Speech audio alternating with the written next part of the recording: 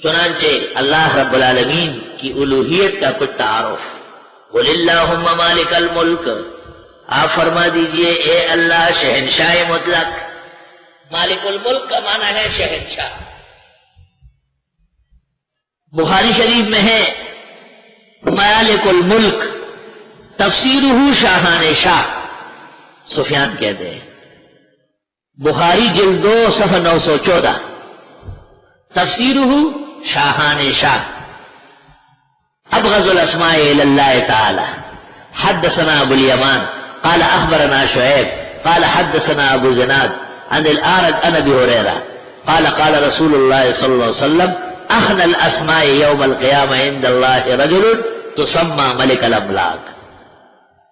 پیغمبر نے کہا قیامت کے دن سب سے برا نام اس شخص کا ہوگا جس کو کسی نے شہنشاہ کہا۔ شہنشاہ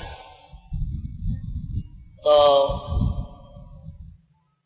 شہزادہ فہد نے کمال کیا ہے، بادشاہ سعودی عرب نے کمال کیا کہ اعلان جاری کیا کہ مجھے جلالت الملک نہ کہا کرے، یہ شرک ہے جلالت الملک، بلکہ مجھے خادم الحرمین الشریفین۔ بہت ہی کامیاب اور بہترین مسلمان تھے۔ پیغمبر کہتے ہیں کہ اگر کسی مخلوق کو ملک الملک کہے تو یہ بہت بڑا گناہ ہے، یعنی شہنشاہ۔ اب احمد رضا خان نے جو کہا ہے حاجیو آؤ شہنشاہ کا روزہ دیکھو، ہدایے کی بخشش میں، حاجیو آؤ شہنشاہ کا روزہ دیکھو، اور کعبہ تو دیکھ چکے، کعبے کا کعبہ دیکھنا۔ تو شہنشاہ جو پیغمبر کو کہا ہے تو پیغمبر کہتے یہ میری بے ادبی کی ہے، میری توہین کی۔ اس کی وجہ یہ ہے کہ خان صاحب بریلوی نے دور حدیث نہیں پڑھا، مشکات تک پڑے ہوئے ہیں۔ فسادات کا ارادہ تھا تو دورہ چھوڑ کر کے لگ پڑے، ورنہ آدمی پہلے اپنا علم کامل کر لے پھر کام کر لے۔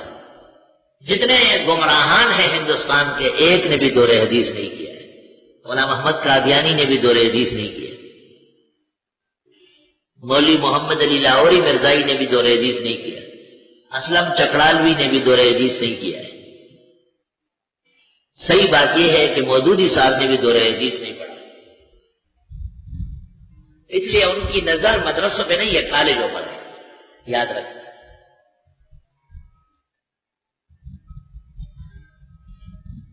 اللہم مالک الملک، اللہ اکبر۔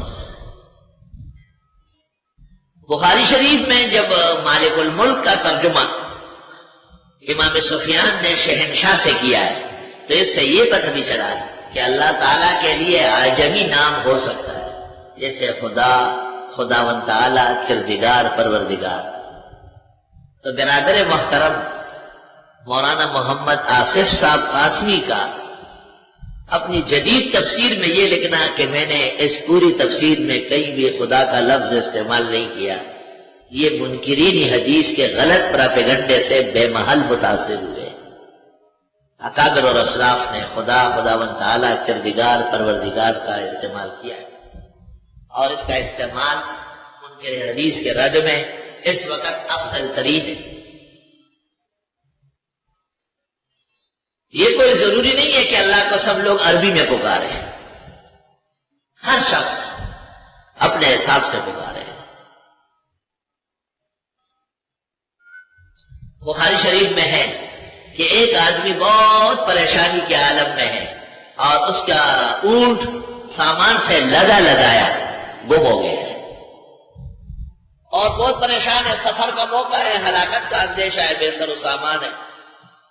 ایک درخت کے نیچے مرنے کے لیے ٹھہر گیا۔ جب نیند سے بیدار ہوا تو وہ اونٹ لدا لگایا سامان کا سرہانے کھڑا، اور میں اتنا خوش ہوا کہ اللہ تعالیٰ کا شکریہ ادا کرتا ہے۔ تو خوشی کی وجہ سے بجائے اس کہنے کے کہ انت ربی وانا عبدک، لیکن منہ سے نکلتا ہے انت عبدی وانا ربک۔ تو حدیث میں ہے للہ افرح بتوبت عبدی من حقہ، جس طرح یہ آدمی خوش ہے، خوشی میں کچھ اور الفاظ نکلتے ہیں، جب ایک بندہ گناہوں سے توبہ کر لے اللہ اس سے بھی زیادہ خوش ہوتا ہے۔ تو دیکھو خوشی کے وقت جو کلمہ معکوسہ کہا گیا، اس پر گرفت نہیں فرمائی، بلکہ اس کو فرحت کا انتہا کہہ دیا۔